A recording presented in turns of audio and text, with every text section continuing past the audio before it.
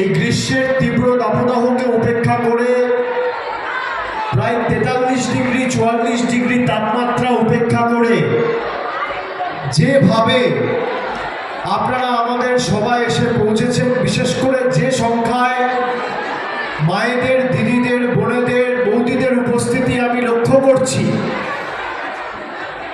এই লোকসভা কেন্দ্র থেকে তৃণমূল কংগ্রেসের জয় শুধুমাত্র সময়ের অপেক্ষা নয়, আমি দায়িত্বের সাথে বলতে পারি নারী শক্তি, মাতৃশক্তি না জাগিলে ললনায় বিশ্ব জাগে না। সর্বত্র যেভাবে মায়েদের ঢল নেমেছে, সংসারের বাড়ির কাজ কর্ম ছেড়ে আপনারা যেভাবে এসে উপস্থিত হয়ে আমাদের আশীর্বাদ করেছেন, প্রথম দফায় আমরা মাথা ভেঙেছি, আর গতকালকে যে দফায় ভোট হয়েছে দ্বিতীয় দফা, সেই দফায় ঘাড় ভেঙেছি। তৃতীয় দফা মালদায় 2টো আসনে ভোট রয়েছে আর মুর্শিদাবাদে 7 তারিখ ভোট রয়েছে।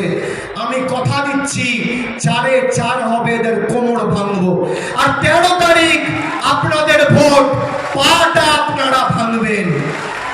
ষষ্ঠম দফায় হাঁটু ভাঙবো, আর সপ্তম দফা তো আমার ভোট, ডায়মন্ড হারবার। যেটুকু রয়েছে গণতান্ত্রিক ভাবে চূর্ণ বিচূর্ণ করে 4 তারিখ যখন ভোট বাক্স খুলবে, বলো হরি হরি বল, বহিরাগতদের খাটে তল বলে এদের বিদায় সুনিশ্চিত করতে হবে।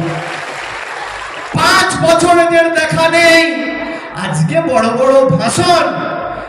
হরিণঘাটার বিধায়ক, তাকে পাঠিয়েছে বর্ধমান পূর্বে। আমি বীরভূমে সভা করে এলাম, 15 দিনে 2বার প্রার্থী পাল্টেছে। কি অবস্থা এদের ভাবুন। মায়েরা, আমি আপনাদের এই মঞ্চ থেকে কথা দিচ্ছি, আমি ভেবে চিন্তে কথা বলি, কথা দিলে কথা রাখি। আমি হাওয়ায় কথা বলি না।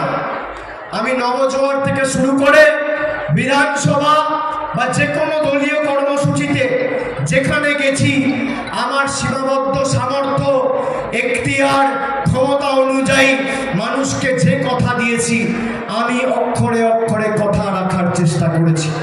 আমি আপনাদের বলছি, যারা আবাসের জন্য আবেদন নিবেদন করেছিলেন, আজকে শুনে রাখুন, প্রায় 48 দিন হয়ে গেল আমি বিজেপির ছোট থেকে চুনোপুটি থেকে শুরু করে বড় নেতা, আমি সবাইকে চ্যালেঞ্জ করেছিলাম যে 21-এ হারার পর আপনারা যদি প্রমাণ করতে পারেন যে কেন্দ্র সরকার আবাসে 10 পয়সা দিয়েছে রাজ্যকে, তাহলে আমি রাজনীতি ছেড়ে দেবো, তৃণমূলের হয়ে কোনোদিন ভোট চাইতে যাব না।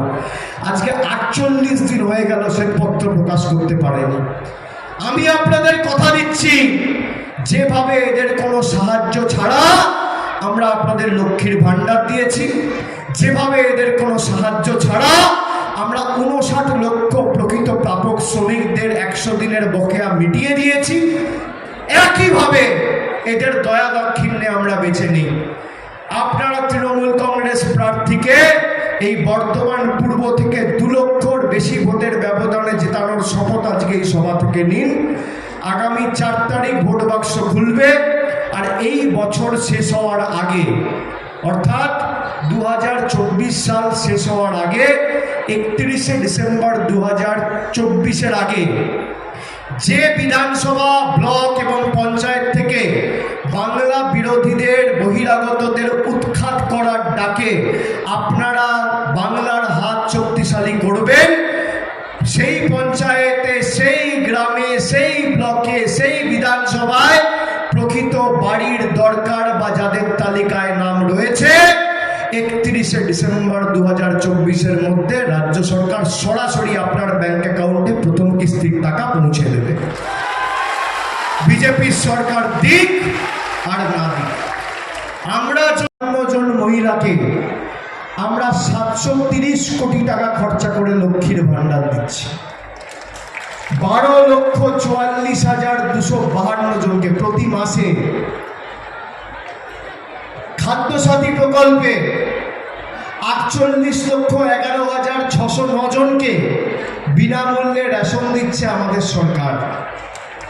কন্যাশ্রী প্রকল্পে 17,23,450 জন বোনকে আমাদের মামাটি মানুষের সরকার আর্থিক সাহায্য সহযোগিতা করেছে।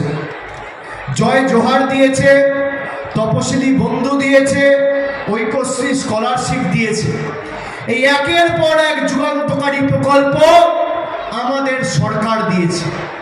আমি আপনাদের বলবো, আপনারা খালি দেখুন 2011 সালের আগে এই পূর্ব বর্ধমান জেলাকে সিপিএম কিভাবে বঞ্চিত করে রেখেছিল, আর 10 বছর ধরে বিজেপি কি করে আমাদের রাজ্যকে বঞ্চিত করে রেখেছে। সিপিএম এর আগে রাজনৈতিক দর্শন ছিল এলোমেলো করে দেওয়া, লুটে পুটে খাই, আর বিজেপির রাজনৈতিক দর্শন হচ্ছে গরিব করে রেখে দেওয়া, ভোটটা যেন পাই। মমতা বন্দ্যোপাধ্যায় সেই গরিব মানুষগুলোর হাতে টাকা পৌঁছে দিয়েছে।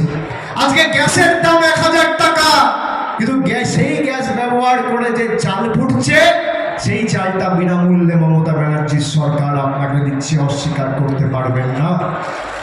আজকে আমি আপনাদের বলছি, বিজেপি বলছে লক্ষ্মীর ভান্ডার বন্ধ করবে। আমি আপনাদের কথা দিয়ে গেলাম, যতদিন আমরা রয়েছি আপনার লক্ষ্মীর ভান্ডারে কেউ আঙ্গুল তুলতে পারবে না, হাত দিতে পারবে না, এটা আমাদের গ্যারেন্টি।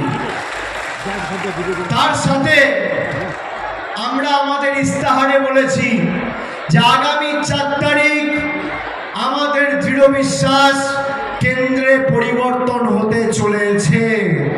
এই সরকারের পতন শুধু সময়ের অপেক্ষা।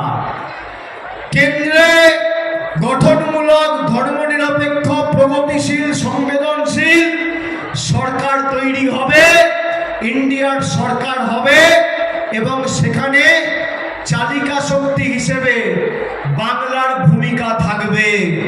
এবং যেদিনকে সেই সরকার হবে, আমরা ইস্তাহার প্রকাশ করে মানুষকে কথা দিয়েছি যে যত ভারতবর্ষ জুড়ে গরিব পরিবার রয়েছে, মোদিজি আজকে সিলিন্ডারের দাম 1000 টাকা